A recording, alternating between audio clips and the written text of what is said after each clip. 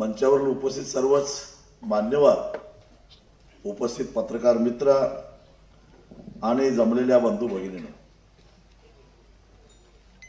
या विधानसभेच्या निवडणुकीच्या निमित्तानं एकाच वेळी 2 साखर कारखानदारांना गारद करण्याची संधी आलेली आहे, ती सोडू नका अशी विनंती करायला मी आलेलो आहे। आणि याचं कारण तुम्हाला सांगतो।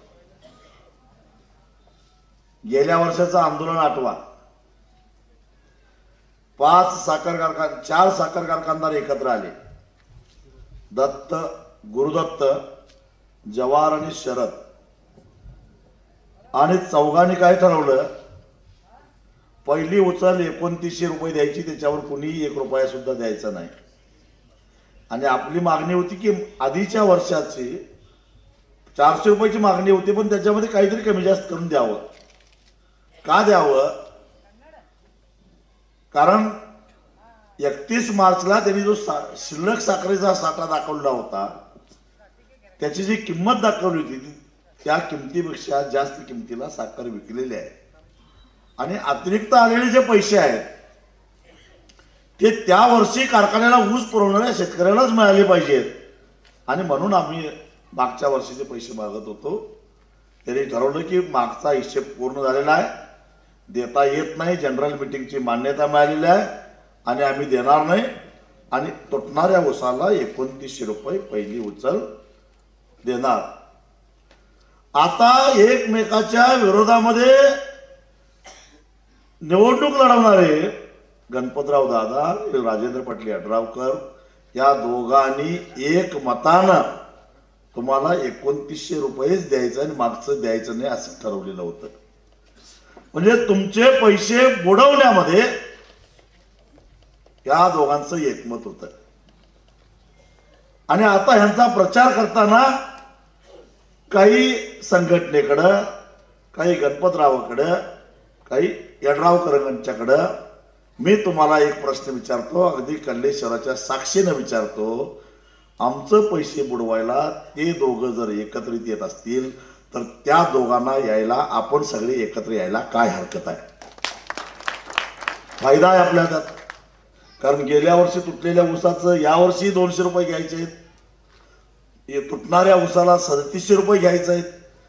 या दोघांना जर गारद केलं एकाच वेळी, कारण डॉक्टर बाबासाहेब आंबेडकरांनी मत नावाचं ब्रह्मास्त्र आम्हाला दिलंय।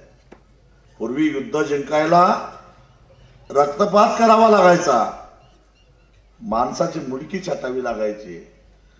आता तसं काय करावं लागत नाही। युद्ध जिंकायचं तर मतपेटीतून जिंकायचं आहे, आणि हे दोन्ही कारखानदार जर का मतपेटीतून गारद झाले तर त्यांची हिंमत होणार नाही पैसे कमी देतो असं म्हणण्याची, हे लक्षात ठेवा। आणि त्यासाठी आपण सगळ्यांनी एकत्रितरित्या हे करायला पाहिजे। काय जगावेगळं आपण मागितलं काय? यांच्याच कल्पातले एक अजितदादा पवार परवा सांगली जिल्ह्याच्या दौऱ्यावर आलेले होते। त्यांनी हिशेबच सांगितला, माळेगाव कारखान्याची रिकव्हरी 12.14 आहे, तोडणी वाहतूक वजा जाता आम्ही पैसे दिले 3636 रुपये, आणि मग या भागातल्या कारखान्यांची रिकव्हरी 12.5% पेक्षा जास्त आहे, त्यांना 3700 रुपये द्यायला काय हरकत आहे असं एक कारखानदारच म्हणतात। एक कारखानदार जो दररोज 1.5 लाख टन ऊस घालतो असा कारखानदार म्हणत असेल तर किमान या बाबतीत तरी अजितदादावर विश्वास ठेवायला काय हरकत नाही असं मला वाटतं। मग मला सांगा, मी हिशेब केला,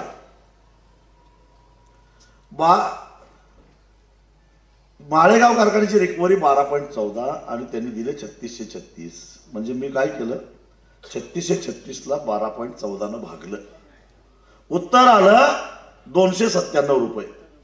म्हणजे याचा अर्थ 1% रिकव्हरीला झालं 297 रुपये।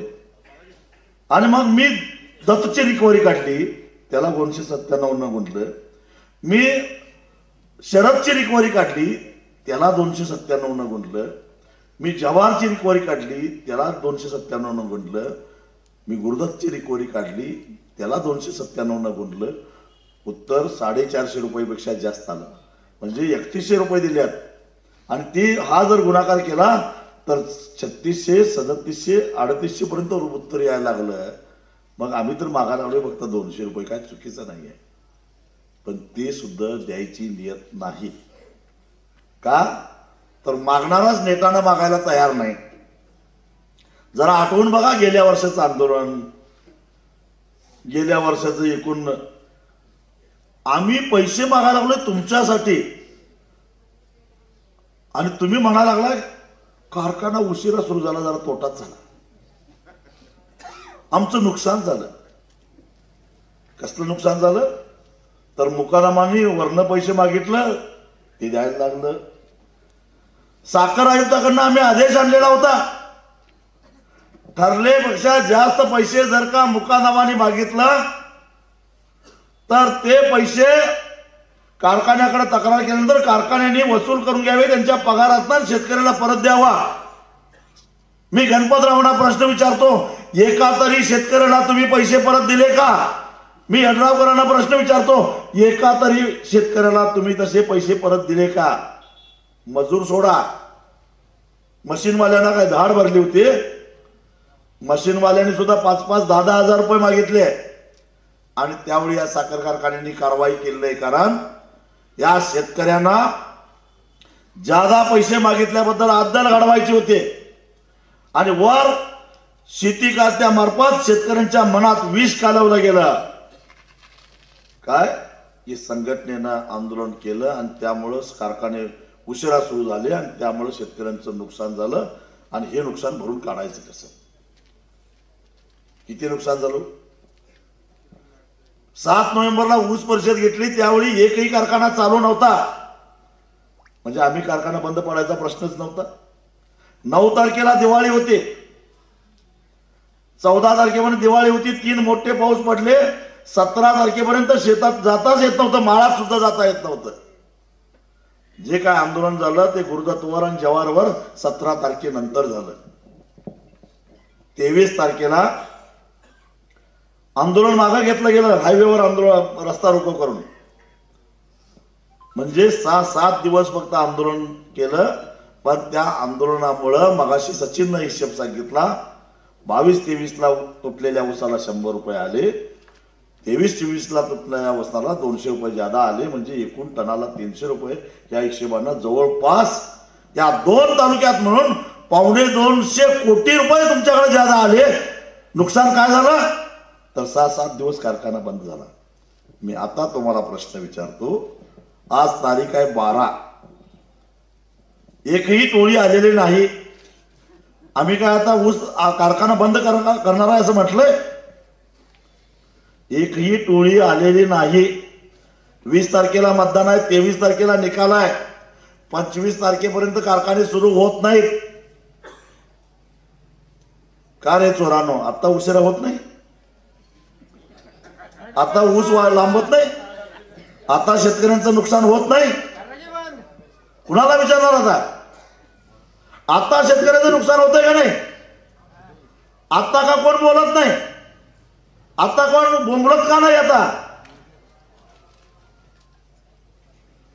काय 6-7 दिवस आंदोलन केलं, काय लगेच संघटनेच्या कार्यकर्त्यांच्या नावानं बोंबाबोंब सुरू झाली आणि त्यामुळे 250 कोटी रुपये आम्ही मिळवून दिले. जे शिरोळला आंदोलन करायला बसलेले होते ते काय म्हणत होते, 2900 रुपये परवडतंय. कलेक्टर ऑफिसला भांडायला आले ते 29 रुपयेच आम्हाला पाहिजेत. मग वरचं 200 रुपये द्या की परत यड्रावकरांना निवडणूक निधी म्हणून देता. मागचं 100 रुपये आम्हाला नको, घेऊन टाका म्हणा की. नाही म्हणणार, पैसे घ्यायला सगळ्यात आधी. आणि ही अशी संधी साधू माणसं एका बाजूला आंदोलनाचा फायदा घ्यायचा आणि दुसऱ्या बाजूला स्वतःचा स्वार्थ साधण्यासाठी आंदोलनाला विरोध करायचा. एक लक्षात ठेवा, आमच्या बरोबर कोण आहे हो? शेतकरी कुठला?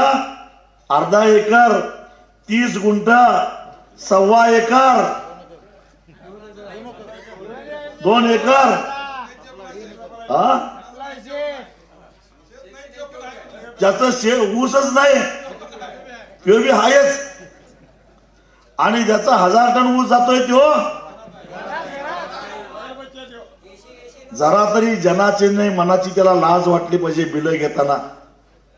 जी तुमच्या जिनगाणीवर मला खात्री आहे, हे एवढं 250 कोटी रुपये आल्यात म्हटल्यानंतर त्यांच्या बायका माझं भाषण ऐकत असतीलच, म्हणतील लाज वाटली पाहिजे तुला त्यांचे पैसे घेताना, म्हणतील का नाही? कारण स्त्रिया प्रामाणिक असतात, त्यांना ज्यानं चांगलं काम केलं त्याला चांगलं म्हणण्याची नियत महिलांच्या मध्ये असते. त्यांच्यासारखी ती सगळीकडे हुंकत फिरणारी नसतात. अरे जरा तरी काहीतरी वाटायला पाहिजे. गेली 20 वर्ष अशा पद्धतीने काम चालू आहे, वर्षाला काही ना काही देत. मी माझ्या बहिणींना सांगतो, कुठले लाडकी बहीण काढलाय 1500 रुपयाचं, हे तुमचे लाडके भाऊ वर्षाला टनाला 300-300 रुपये मिळवून द्यायला लागल्यात, ह्यांच्याकडे लक्ष द्या.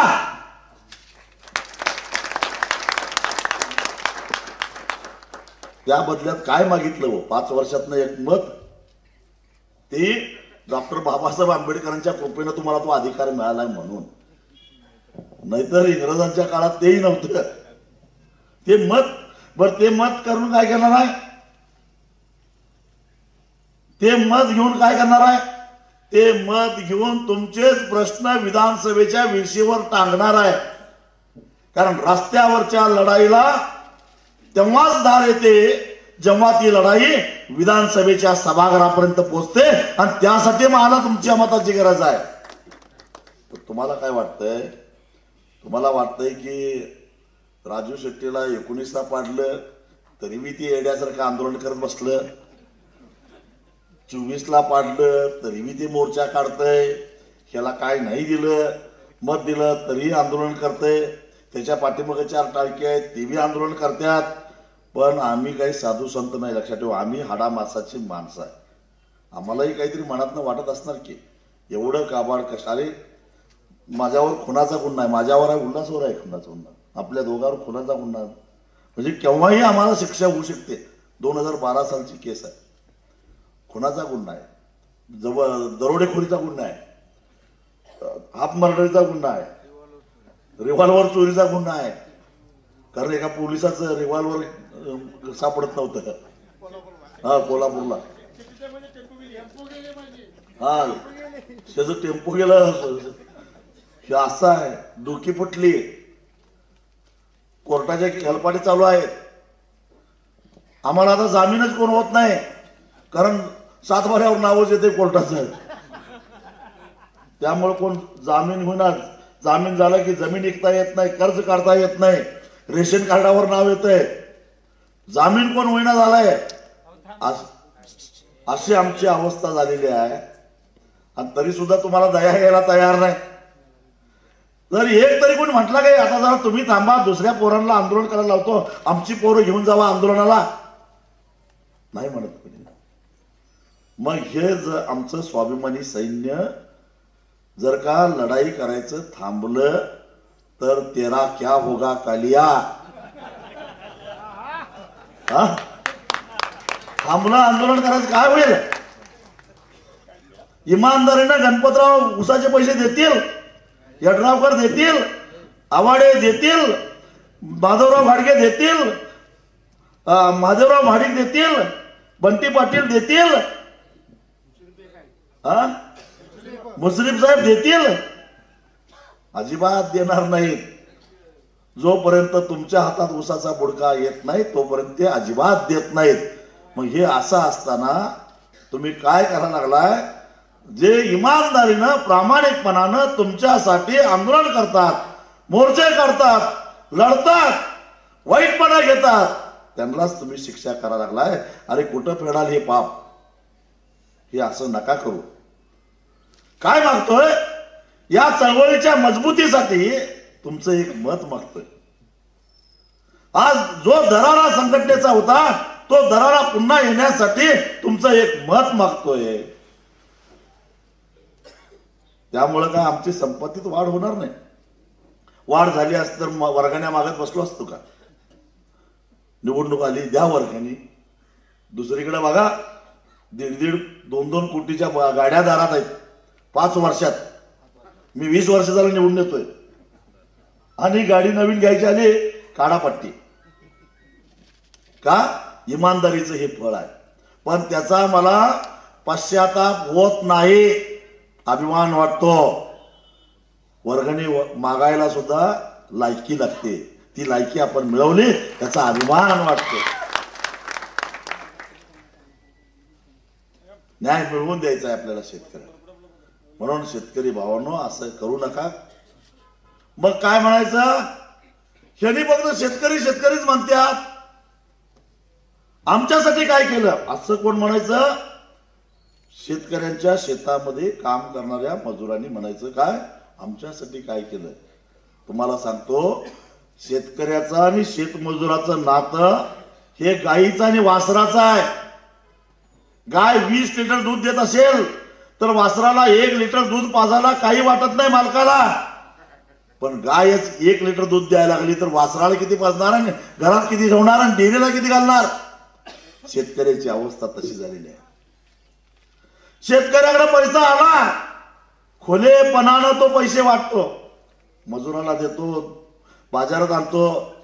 ते ह्यांच्यासारखं स्विस बँकेत नेऊन ठेवत नाही, तो मार्केटमध्ये पैसे आणतो. पानपट्टी दुकानदाराला विचारा, बिल सुटली, मावा जास्त खपतोय का नाही? आणि बिल यायची बंद झाली, फुकटची तंबाखू चुना खाऊन जातोय दुकानात नाही, फुकटचीच. अशी अवस्था आहे. त्यामुळं मार्केटमध्ये पैसा यायचा असेल तर शेतकऱ्याकडे पैसा यायला पाहिजे. व्यापाऱ्यांना विचारा, या वर्षाची दिवाळी जरा बरी झाली, याचं कारण 100 रुपये वेळेवर खात्यावर आलं म्हणून. किराणा दुकानदाराचं माल खपला, कापड खपलं, सगळं खपलं. आणि 20 वर्षापूर्वीचा काळ आठवा, दर सोसायटी पेटत नव्हते.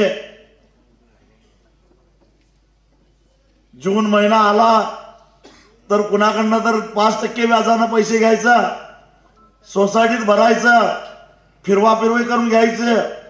आणि जुलै महिना आला तर पहिल्यांदा आगाऊ पैसे उचल करायचं आणि ते 5% घेतलेलं फेडायचं. हेच आयुष्यभर करत आलो. जेव्हा एक रकमी FRP मिळायला लागले त्यावेळेपासून एका झटक्यामध्ये सोसायटी फिटून 4 पैसे हातात यायला लागले, लक्षात ठेवा. त्यामुळं काय झालं? त्यामुळं 0% व्याजाचा फायदा आपल्याला व्हायला लागला. नाहीतर 12% व्याज भरायला लागतं वेळेवर कर्ज नाही भरलं तर. ह्यांना चिंता पडल्या कारखानदारांना, काय आम्ही साखरेवर कर्ज काढायचं आणि तुम्हाला एक रकमी द्यायचं आणि आम्ही व्याज भरायचं. मागा नाबार्डकडं 2%. आम्ही काय नको म्हटलंय, पण शेतकऱ्यावर व्याजाचा बोजा पडतो म्हणून 1 रकमीचा आग्रह धरतो. एकदम पैसे आले तर काहीतरी करता येतं. गेल्या 20 वर्षामध्ये चित्र आठवून बघा. आधी 20 वर्षापूर्वी आपल्या दारात एक सायकल होती, त्याला मडगाळ नव्हता, त्याला चीन कव्हर नव्हता, त्याला पायंडल नव्हता, नुसता कणा बसायचा. ते सायकलीवरनं यायला लागला तर 100 फुटावरनं वळखायचा, आवाज यायचा, कुर कुर कुर आवाज. त्याला कॅरेज कसलं होतं? लवाराकडनं खास तयार करून घेतलेलं. का तर बिंडा बसला पाहिजे, कॅरेज वागता कामा नाही. ती सायकल आता कुठे दिसते काय? आता व्यायाम करायला 12,000ची सायकल घ्यायला, व्यायाम करायला. शेताकडे जायला नाही, व्यायामासाठी 12,000. आधी 20 वर्षापूर्वी हिरो होंडा जास्त कापायचे, का? अवरेज चांगलं देत्या म्हणून. आता मला येऊन सांगतात जरा बुलेट पाहिजे झाली, मोडताना आणणार आहे, फोन करा की 1 वर्ष वेटिंग आहे. म्हणजे सगळ्यात कमी अवरेजची गाडी आता पाहिजे झाली. म्हणजे तेल टाकण्याची सक्षमता, आर्थिक सक्षमता तुमच्यामध्ये निर्माण झाली. गावात आलं त्यावेळी सगळे खापरी कौलं पडकी घरं दिसायचे. आता एकापेक्षा एक चांगली घरं दिसायला लागलेली आहेत. चांगलं जीवनमान जगताना चाललंय. पोरं चांगल्या कॉलेजमध्ये शिकायला लागली कारण फी भरण्याची ऐपत तुमच्यामध्ये निर्माण झाली. हे सगळं परिवर्तन ह्या चळवळीमुळे झालं, हे विसरू नका. अरे एवढं तरी आपली संस्कृती काय जरा आठवा.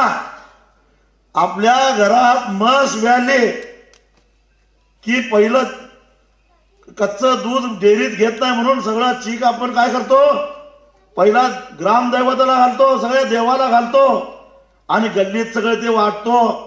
आणि गल्लीतल्या बायका सुद्धा चिकाचं भांड आलं की त्या भांड्यामध्ये गहू किंवा तांदूळ घालून भांड रिकामं द्यायचं नाही म्हणून त्या परत देतात. ही आपली संस्कृती आहे. अरे 20 वर्ष तुमच्या घरात तुमच्या अकाउंटला पैसे पाठवले, आता मताचं माझं भांड रिकामा देऊ नका, एवढीच माझी तुम्हाला विनंती आहे. ही तरी संस्कृती लक्षात ठेवा. यड्रावकरांच्या भांड्यातनं काय आलं, काय झालं, गणपतरावांच्या भांड्यातनं काय आलं, तू जरा समजूनच घे. ह्याच्या पलीकडे काय आलं नाही. मग जरा आता ह्याचा विचार करा. जातीपातीच्या पलीकडे जाऊन विचार करा. आपल्या मुलाबाळाच्या भवितव्याचा विचार करा. ही ग्रामीण अर्थव्यवस्था मजबूत करण्याचा विचार करा. मी तुम्हाला सांगतो, आज शेतकऱ्यांच्यासाठी मी नुसतं केलेलं नाही. गावातले जे वाहतूकदार आहेत त्यांना विचारा. हे ऊसाची वाहतूक करणारे जे वाहतूकदार होते त्यांनी कारखान्याचा बरोबर करार करायचा. कारखान्यानं सुचवलेल्या कारखानदाराच्याच एखाद्या बँकेतनं कर्ज उचल घ्यायची आणि ऍडव्हान्स मुकादमाला द्यायचा, व्याज भरायचा आणि बिनव्याजी ऍडव्हान्स द्यायचा. आणि त्याची जर का टोळी पळून आली नाही तर याची टोळी पळून गेल्या, ह्याच्या कर्जाचं पुनर्गठन करावं, ह्याला मुदतवाढ द्यावी, असं कधीही जनता बँकेच्या चेअरमनला वाटलं नाही, उदगाव बँकेच्या चेअरमनला वाटलं नाही, यड्राव बँकेच्या चेअरमनला वाटलं नाही, कुठल्याच बँकेच्या चेअरमनला वाटलं नाही. उलट कर्ज थकीत गेलं म्हणून वाहन जप्त करायचं, सिक्युरिटी म्हणून त्याचं घर लिहून घेतलेलं असेल तर घराचा लिलाव काढायचा, जमिनीचा लिलाव काढायचा, आपलं कर्ज फेडून घ्यायचं, त्या वाहनधारकाला देशोधडीला लावायचं. हे उद्योग या लोकांनी केलं. हे पळून शेती खात्याच्या शिफारशीवरनाच त्या वाहतूकदारांना ऍडव्हान्स दिलेला असायचा. पण एकाही कारखान्यानं किंवा कारखान्याच्या चेअरमननं जाऊन तिकडं पैसे वसूल करून आणले आणि त्या वाहतूकदाराला त्यातनं अडचणीतनं बाहेर काढलं, असं एक उदाहरण असेल तर सांगा. एक. शेवटी जे वाहनधारक आंदोलनाच्या वेळी आमच्या अंगावर गाड्या घालायचे त्याची दया आम्हालाच आली.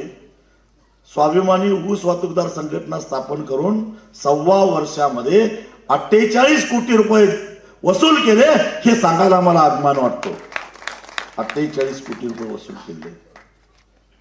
आणि तरी सुद्धा तेच वाहनधारक काय करायला लागले, आता सध्या त्यांच्याच मागे फिरायला लागलेत. चुकून अपवादात्मक आमच्याकडे आहेत, बाकीची सगळी तिकडच. मला लोक म्हणतात कर की वसूल त्यांचं. जा पोलिसांच्यावर दबाव आण, गुन्हा दाखल करायला सांग. जा कुठं आहेत ती सगळी, ती आहेत तिकडच. यालाच म्हणतात म्हणजे आमचं मीठच आळणे आहे. हो, मी आता आमचं मीठ घेऊन प्रयोगशाळेत जाणार आहे. नेमकं यात काय चूक आहे, काय फॉल्ट आहे तपासून तरी सांगा. हे मीठ असलं का आमचं आहे. ज्याला मदत करायचं तो पहिला आमच्यावरच घोडा सोडतोय. हा काय काय भानगड काय आहे, काय चुकीचं वागायला लागलोय काय मी. जरा विचार करा, अंतर्मुख होऊन विचार करा. आज या ऊस तोडणी मजुरांना त्यांचं कल्याण करण्यासाठी स्वर्गीय गोपीनाथ मुंडे तोडणी वाहतूक संघ कल्याण मंडळ स्थापन झालेलं आहे आणि आज ना उद्या भविष्यामध्ये त्यांचं काही त्यांच्यासाठी बऱ्याच योजना त्याच्यातून होणार आहेत. मला सांगायला अभिमान वाटतोय की या गोपीनाथ मुंडे मंडळाचा जनक मी आहे हे सांगायला मला अभिमान वाटतो. हे काय शेतकरी होते, मजूर होते की नाही? मजूर. ज्यावेळी मी आमदार होतो त्यावेळी 2007 साली महाराष्ट्राच्या विधानसभेमध्ये राज्यातल्या या 9 लाख ऊस तोडणी मजुरांच्या कल्याणासाठी माताडी कामगार मंडळाच्या धर्तीवर बांधकाम कामगार कल्याण मंडळाच्या धर्तीवर एक मंडळ स्थापन करावं आणि त्यांच्या पुनर्वसनाची व्यवस्था करावी अशा अर्थाचं खाजगी विधेयक मांडलेलं होतं.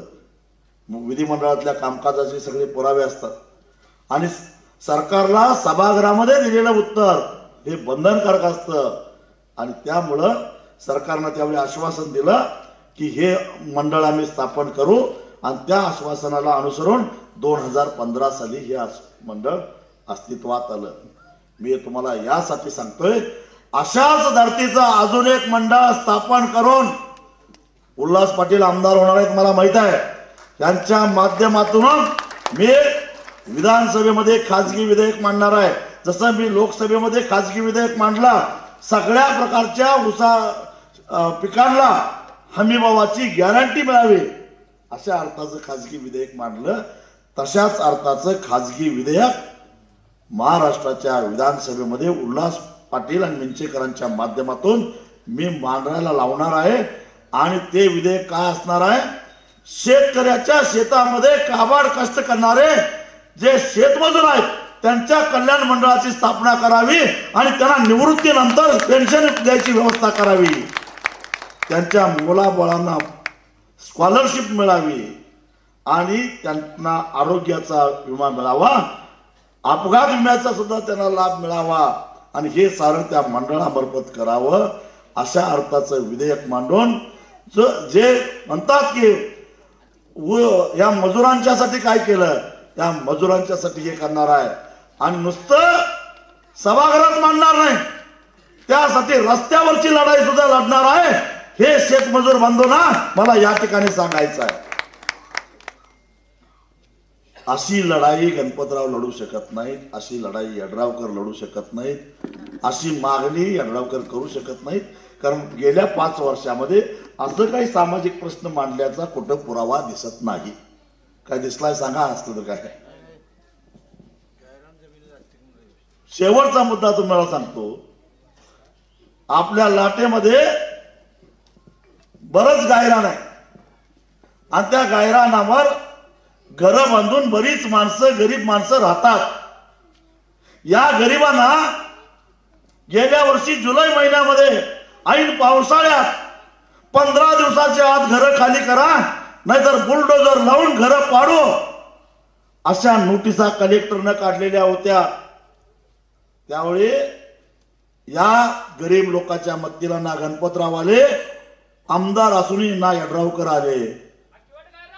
आकवाडचं सोडा, इथं लाटाचं काढू आधी आपण. कोण आला? स्वाभिमानी शेतकरी संघटना पुढे आली. या सगळ्या अतिक्रमणधारकांना अभय दिला. कायद्याच्या पुस्तकातलं एकच कलम काढलं, पावसाळा असताना कुठलंही अतिक्रमण काढता येणार नाही हे ठणकावून कलेक्टरला सांगितलं, नाहीतर तुला कोर्टासमोर उभा करेन. एवढ्यावर थांबलो नाही तर या सगळ्या गायरांमधल्या अतिक्रमणधारकांचा मोर्चा घेऊन आझाद मैदान गाठलं. भर पावसात राधाकृष्ण विखे पाटलांना तिथं यायला भाग पडलं आणि त्यांना सांगितलं एक तर स्थगिती द्या नाहीतर इथनं मागं जाणार नाही. स्थगिती मिळवूनच परत आलो. आज तागत त्यांच्याकडे कोणी वाकड्या डोळ्यानं बघितलं नाही. हा इतिहास. हे आम्ही गरिबांच्यासाठी केलं. गरिबांच्यासाठी हे केला. त्या सगळ्या गायरांमधल्या माझ्या आया बहिणींना एवढंच सांगायचं आहे. आता निवडणुकीत 1500 रुपये येतील. त्या 1500ला इमान द्यायचं काय ज्याने ऐन पावसाळ्यामध्ये आपल्या डोक्यावरचं छप्पर सुरक्षित राखलं त्यांना साथ द्यायची हे तुम्ही ठरवा. अरे एकापेक्षा एक जर पण एकापेक्षा एक प्रश्न मांडले, एक प्रश्न घेतले,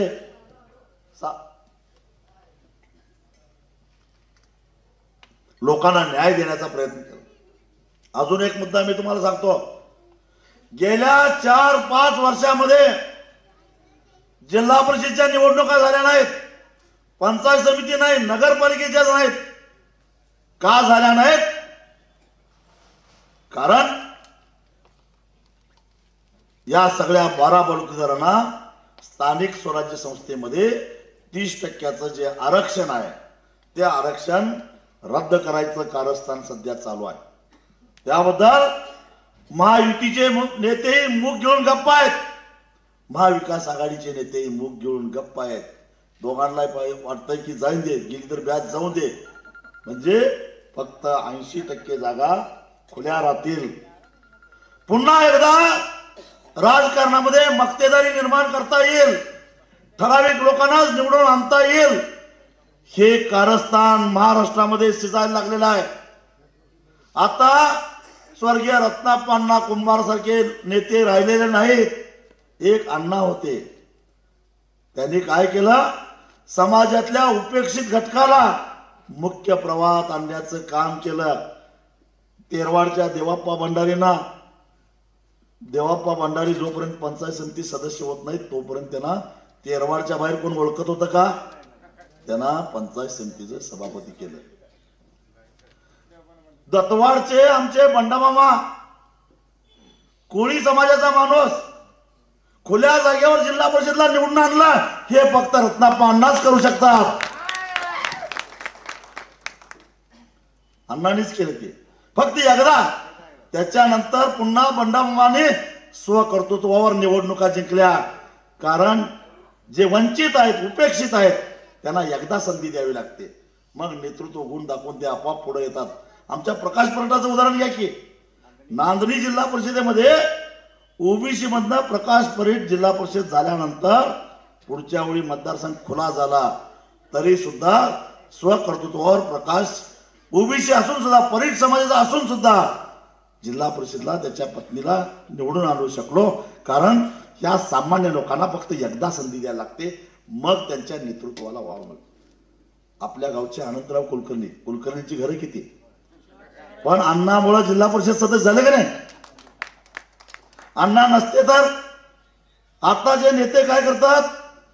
आताचे नेते उमेदवारी मागताना तुमच्या जातीची घरं किती आहेत गावात हे विचारतात, तुमच्याकडे पैसे किती आहेत हे विचारतात.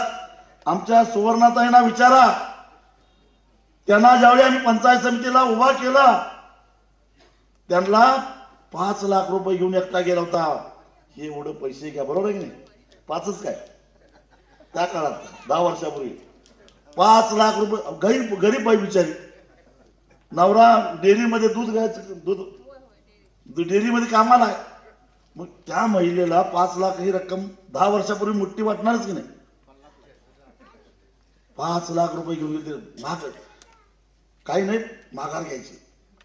ही माऊली म्हणाली, मला माझ्यासारख्या गरीब बाईवर संघटनेनं विश्वास ठेवलेला आहे, त्याला तडा जाऊन देणार नाही. त्यामुळं 1 रुपया सुद्धा खर्च न करता या महिलेला 2.5 वर्ष पंचायत समितीचं सभापती पद भोगवता आलं. याला म्हणतात लोकशाही. ही लोकशाही स्वाभिमानी शेतकरी संघटनेने दाखवली. अर्थात त्यासाठी उल्हासदादांना त्यांच्या बॅगा उचलाव्या लागल्या. खरं आहे ना? सांगितलं काय? याला म्हणतात लोकशाही. असं हे आरक्षण कोळी, माळी, साळी, कोष्टी, लवार, सुतार, कुंभार, नाभिक, त्याच्यानंतर परेट, डवरी, कोरवी यांची घरं किती असतात? 1-1, 2-2, 4-4. जर हे आरक्षण स्थानिक स्वराज्य संस्थेमधलं गेलं तर ही माणसं ग्रामपंचायतीत निवडून येतील, ही माणसं जिल्हा परिषद पंचायत समितीला निवडून येतील, नगरपालिकेला गोंधळाचा माणूस निवडून येईल. जर आरक्षण नसेल तर हे आरक्षण राहावा म्हणून भविष्यामध्ये स्वाभिमानी शेतकरी संघटना रस्त्यावर उतरून त्यांना न्याय मिळवून देणार आहे, हा आमचा शब्द आहे. आणि सभागृहातली लढाई उल्हास पाटील लढतील, मिंचेकर लढतील. आणि म्हणून भावानो, ही आमची भूमिका बघितल्यानंतर वंचितांचे दलितांचे नेते प्रकाश आंबेडकर साहेबांना सुद्धा आमची दया आली आणि शिरोळ विधानसभा मतदारसंघामध्ये वंचितनं आम्हाला पाठिंबा दिला. मी त्याचं जाहीरपणानं आभार मानतो. कारण आम्ही नाहीरे वर्गाचं प्रतिनिधित्व करतो, आम्ही उपेक्षितांचं प्रतिनिधित्व करतो. आम्ही पैशाच्या बळावर निवडणुका लढवत नाही, तर माणसाच्या जीवावर निवडणुका लढवतो. आणि ही माणसंच आम्हाला विजयापर्यंत नेऊन पोहोचवतात. आणि म्हणून आम्ही या सगळ्या वंचित, शोषित, दलित, अल्पसंख्याक, ज्याला कोणाचाच आधार नाही, अशांच्या भरवशावर आम्ही ही निवडणूक लढवतोय. कारण माडीतलं आणि वाड्यावरचं राजकारण आम्हाला बांधावर आणायचं आहे, जनसामान्यांच्या मध्ये आणायचं आहे. आणि म्हणून आम्ही या साऱ्यांना, उपेक्षितांना न्याय देण्यासाठी म्हणून या निवडणुका लढवतोय. या निवडणुकीच्या माध्यमातून उल्हास पाटलांच्या सारखा एक तगडा आमदार या तालुक्यातून विधानसभेमध्ये जाणार.